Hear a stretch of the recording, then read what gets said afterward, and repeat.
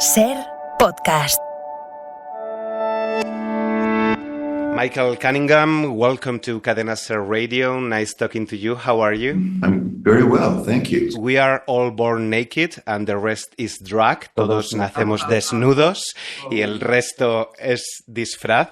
Estamos de acuerdo con esta frase de RuPaul, pero Michael, ¿en qué momento de nuestra vida ese drag, esos disfraces, esas máscaras empiezan a pesarnos demasiado? You know, all I can think of is keep changing outfits. ¿Sabes? Lo único que se me ocurre decir es que hay que seguir cambiándose de ropa. Si el drag o el disfraz empieza a pesarte, se te hace viejo, prueba con otro. Es una respuesta simple e improvisada, porque sé que a pesar de la sabiduría de RuPaul, no siempre es tan fácil cambiar, ponerse otro disfraz. Estamos hablando metafóricamente de ese momento en el que tu vida empieza a agobiarte y tienes hijos. Es uno de los asuntos que trata mi novela y muchas novelas. Asumir que en esta vida no es tan fácil quitarse un traje y ponerse otro. Te das cuenta de que no puedes.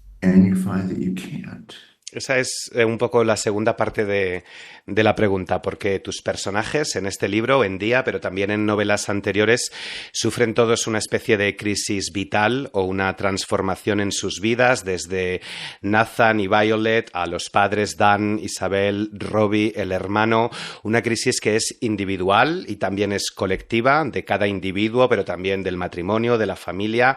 Te quiero empezar a preguntar por los padres, si sufren Dan e Isabel una crisis de la mediana edad, esa que se produce más o menos a los 40, la desesperación de la mediana edad, dice él, nada es como habíamos pensado, dice ella en otro momento. Los personajes de tu novela, como los personajes de Long Island, la última novela de Colm Toibin, se preguntan ¿cuándo es demasiado tarde para cambiar el rumbo? Entonces, la pregunta es si sufren una crisis de mediana edad y si hay un momento en nuestra vida en que es muy tarde para cambiarnos ese disfraz, ese drag, el rumbo de nuestra vida. Well, I think for many people it's never too late. Bueno, creo que para mucha gente nunca es demasiado tarde, pero puedes hacer mucho daño si estás realmente decidido a cambiar tu vida. ¿Qué pasa con los niños? ¿Qué pasa con tu pareja si no quiere cambiar? Así que te das cuenta de que vives en una especie de punto medio entre la felicidad que puedes imaginar y la resignación con la que sientes que tienes que vivir porque no quieres hacer daño a las personas que amas. Yo escribo acerca de las personas que están en ese punto medio. El drama es una de las razones de toda novela. Divorciarse, huir, cambiar de identidad. Todas nuestras vidas son dramáticas, pero a mí me interesa ese punto medio. El de Dan e Isabel no es un mal matrimonio, pero tampoco exactamente un buen matrimonio. Están en el punto intermedio. No es tan melodramático como en otros libros. Uh-huh. Has hablado de resignación. Te quería preguntar si una de las cosas ante las que nos tenemos que resignar es ante el envejecimiento, el paso del tiempo. Escribes que el mundo de los heterosexuales es monótono y aburrido, que es difícil dejar de ser un Serafín de Botticelli, envejecer es duro para los hombres, pero lo es más para las mujeres y también para los homosexuales, salvo que tengas un cuerpazo y mucho dinero. ¿Estamos resignados ante el envejecimiento? ¿Es muy duro envejecer?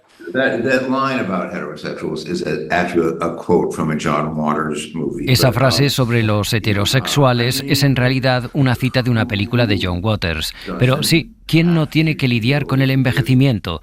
Puedes vivir mucho tiempo, pero es la condición humana. Estás envejeciendo y sabes hacia dónde te diriges. Y uno de los propósitos de la ficción es ayudarnos a sentir, a recordar que tenemos compañía en nuestros retos, en nuestras dificultades, incluido el del envejecimiento. Hay dos tipos de ficción. Uno que yo diría que es escapista, que está bien, pero que solo te dice que todo va a ir bien. Y yo no quiero que mis amigos me presten libros para asegurarme que todo va a ir bien. Quiero que mis amigos y mis libros me recuerden que no estoy solo, que ninguno de nosotros está solo. Uh-huh. A eso volveré un poquito más adelante. Te quería preguntar por Dan y por Isabel. Voy a empezar con él. Dan es una rara avis todavía, aunque las cosas estén cambiando. No cumple ni con los cánones de belleza masculina ni tampoco con los cánones de la paternidad. Es un tipo que deja su carrera, que deja su grupo de música para cuidar a la familia y para que ella pueda desarrollarse profesionalmente, cuando ha sido siempre hasta ahora al revés. Son nuevos arquetipos que empiezan a tener más espacio en nuestra realidad cotidiana y también en la literatura. ¿Esto querías reflejarlo? Yeah, I mean, I think by the year 2024. Sí, creo que ya estamos en el año 2024 y nuestras vidas están cambiando y para bien. A veces el hombre se queda en casa y cría a los niños y la mujer gana el dinero. No puedo hablar en nombre de toda la humanidad, por supuesto, pero siento que estamos avanzando, cambiando las reglas, aunque parece que acabamos al final en el mismo lugar. Vamos de la paternidad a la maternidad porque Isabel se había preparado minuciosamente para ser una madre perfecta y acaba atada, como tantas madres, a una vida de disculpas y de culpa, ¿no? Te quería preguntar cómo construyes a los personajes femeninos que abundan sobre todo en tu novela, cómo has desmontado aquí también la maternidad, madres que también quieren serlo solteras, qué aporta esa familia compuesta por Garth, Chess y Odin. Sure. I mean, I think that one of the jobs of a novelist is to sort of speak for the people who... Claro. Creo que uno de los trabajos de un novelista es hablar en nombre de las personas a las que nadie escucha. Y conozco a algunas mujeres personalmente que aman a sus hijos, sí, pero que preferirían no ser madres. No pueden decirlo en voz alta, ni siquiera pueden decírselo a sí mismas. Es un tabú. Y otro trabajo del novelista es entrar directamente en los tabúes. Es un debate que también se abre poco a poco, ¿no? Incluso también el de las madres arrepentidas y el de las madres que pueden odiar a sus hijos. Bueno, Isabel es una persona razonable, Isabel no está loca, Isabel es una mujer seria y reflexiva que de vez en cuando sufre ataques de insatisfacción. La locura y la histeria se ha asociado históricamente a lo femenino, pero esta insatisfacción parece que es algo generalizado en nuestra sociedad, ¿no? Te pregunto si más allá del COVID, la insatisfacción es la gran pandemia de nuestro siglo, no saber gestionar la frustración, no saber entender que cuando se acaba una relación sentimental no tiene por qué ser un fracaso, puede ser una oportunidad. Si vivimos en esa gran pandemia de la frustración y la insatisfacción permanente. Absolutely. That's part of what I mean when I say that our lives are changing and also not changing. Raising children is as anyone who's... Absolutamente. Lo que quiero decir cuando digo que nuestras vidas están cambiando y que a la vez nada cambia es que criar hijos es un trabajo enorme, como sabe cualquiera que haya tenido un hijo. Y hay mucha gente que no quiere, que no le gusta imaginar lo difícil que va a ser. Y creo que uno de los cambios por los que estamos pasando es que todavía estamos en algún punto entre la verdadera liberación y la idea de que una mujer que se arrepiente de haber tenido hijos está loca, le pasa algo. Y esta novela, entre otras razones, está para decirle a las mujeres que no están locas, que son humanas, pero no hagan daño a los niños. ¿Y es la frustración y la insatisfacción la gran pandemia del siglo XXI que nos afecta a todos? Yeah, saber gestionar el fracaso. That's a good question. I think it is one of the pandemics. Es una buena pregunta. Creo que sí, que es una de nuestras pandemias. No estoy seguro de que el mundo haya estado alguna vez tan dividido como hoy entre un número de personas que tienen dinero y, por otro lado, un gran número de personas que no. Mira la crisis de inmigración y esta sensación de que deberías tener más. Y tienen razón esas personas que están intentando entrar a los Estados Unidos procedentes de países en los que son perseguidos y amenazados. Deberían tener más, pero no tenemos suficiente para todos. Hay recursos limitados y demasiadas personas a las que atender. Es una pandemia en marcha que no estamos reconociendo en absoluto. Otra de las frases que hemos escuchado mucho aquí y más allí, claro, es "We are not going back", que repite Kamala Harris. Sin embargo, otro de los males que recorre la novela y a los personajes es el de la melancolía y la nostalgia, que quizá no es lo mismo, en los que vivimos instalados. No sé si ante un futuro incierto nos estamos refugiando demasiado en el pasado y es otro de nuestros males. Yeah.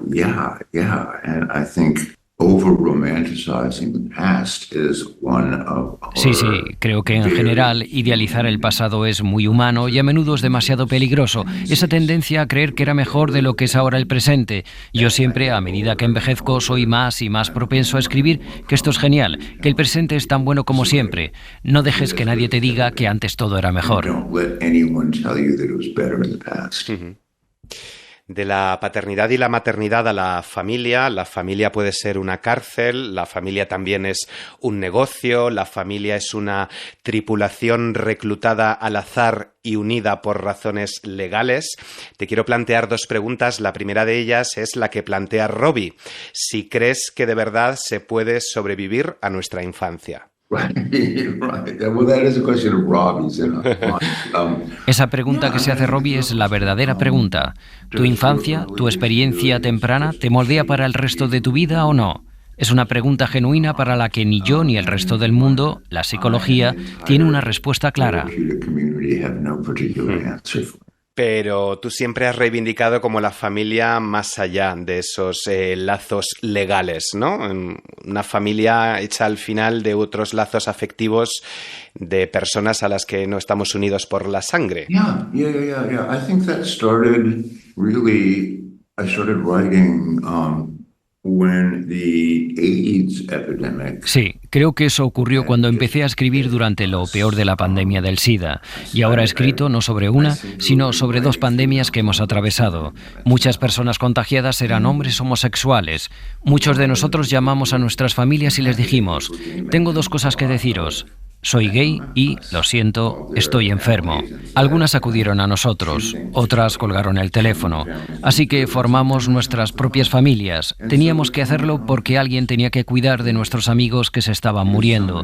Alguien tenía que asegurarse de que había comida en casa. Alguien tenía que hablar con los médicos. Alguien tenía que hacer preparar un funeral de vez en cuando. Y nosotros lo hicimos, a pesar de que no teníamos lazos sanguíneos. Lo hicimos los unos por los otros, a pesar de no ser familia biológica, y desde ese momento empecé a escribir sobre ello, pero no quiero idealizar la familia que éramos. También estábamos amargados, luchábamos, todos teníamos dramas familiares, pero éramos familia, y quería que apareciéramos en los libros. Hay una reflexión muy bonita en el libro, es una pregunta que pocas veces nos hacemos y es si nuestros padres fueron felices. No le preguntamos a nuestros padres si fueron felices. Este es un tema que da para otro libro. Yes. I mean, I could tell my... Sí, yo sé que mis padres no eran felices. Nunca me lo dijeron y tampoco peleaban, pero yo lo sabía. Me di cuenta sobre todo con mi madre, que siempre aparentaba ser valiente, pero ser ama de casa y un apoyo emocional para mi padre y para mí no era la vida que realmente quería. Wolfie es una encarnación adulta del hermano mayor que ambos inventaron de niños y te quería preguntar si son eso las redes sociales, una encarnación del yo que nos gustaría ser, que no nos atrevemos a ser en la vida, al final si las redes sociales son un gran escenario de drag race para todos. Yeah. No, I'm not much on social media except Instagram. Yo no estoy en redes sociales, excepto en Instagram. Voy a Instagram y por un lado me encuentro todas esas imágenes de la vida de las personas, de gente que no conoces y que vive muy, muy lejos. Y por otro lado te están mostrando solo la parte de su vida que quieren enseñar, sus mejores momentos del día, al menos la mayoría. Yo, y creo que esto no es habitual, no sigo a personas conocidas, artistas, actores, ni nada. Solo a personas anónimas que están viviendo sus vidas e intento imaginar qué pasa entre ellos a partir de lo que publican. Aquí está mi abuela visitándome, aquí mi perro, pero ¿qué parte no están fotografiando? Mencionabas antes el tema de la inmigración, creo que otro de los grandes temas también, al menos aquí en España, y que se reflejan en tu novela, es el problema de la vivienda. cómo se sobrevive en una ciudad como Nueva York o aquí en Madrid, donde el sueldo no da para pagar el alquiler. ¿Es una preocupación? Oh, yeah. Oh, absolutely. Absolutely. I mean, I think it is in a way sort of killing New York. Sí, absolutamente. En cierto modo está matando a Nueva York y supongo que a otras ciudades como Madrid. Una ciudad con precios bajos está llena de jóvenes artistas, músicos jóvenes, escritores jóvenes, y ahora las ciudades se están llenando de profesionales de las finanzas de mediana edad. Creo que Nueva York es próspera y le ha ido bien en la medida en que siempre ha tenido a personas diferentes viviendo en ella. Eso ya no es así y está dejando de pasar también en las ciudades más pequeñas. Nos sitúas en el mismo día de 3 años diferentes, el 5 de abril de 2019, de 2020 y de 2021. Una mañana, una tarde y una noche. No sé si es casual o también es intencionado. ¿Es un recorrido o un descenso hacia la oscuridad? Oh, that was very much intentional. The main difficulty with this book was that I felt like Eso fue muy intencional. La primera dificultad de este libro era que hace un par de años no podía imaginarme escribir algo contemporáneo si la pandemia no continuaba. Una novela como esta no iba a funcionar si no había personas afectadas por la pandemia, y las hay en todo el mundo. No he querido escribir una novela sobre una pandemia, sino sobre pandemias entre comillas. Las novelas no tratan sobre virus, sino sobre seres humanos, sobre cómo los seres humanos sobreviven o no a la catástrofe. Esa es la razón, y así encontré el camino, la estructura del libro, antes de la pandemia y durante la pandemia. Y espero que la pandemia sea una presencia poderosa, pero que no sea realmente el aspecto central del libro. El aspecto central del libro son esas personas y cómo se las arreglan. 2 preguntas para terminar. Isabel podría ser la protagonista de una película europea, Leo. Suena como algo que podríamos venderle a Netflix, dice ella. 2 preguntas aquí. No sé si has pensado en una adaptación ya. ¿Quiénes te gustaría que interpretaran a estos personajes?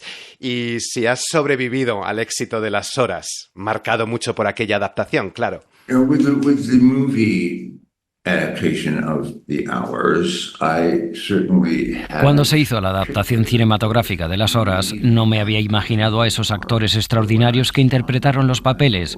Cuando los vi pensé, bueno, la imagen que yo tengo de ese personaje no se parece a Julianne Moore. Pero de repente Julianne Moore le dio mucha más presencia. Y me pasa lo mismo con esta novela. Si se hace una película, esperaré a ver qué hacen los actores, qué versiones propias ofrecen de Isabel y del resto de personajes.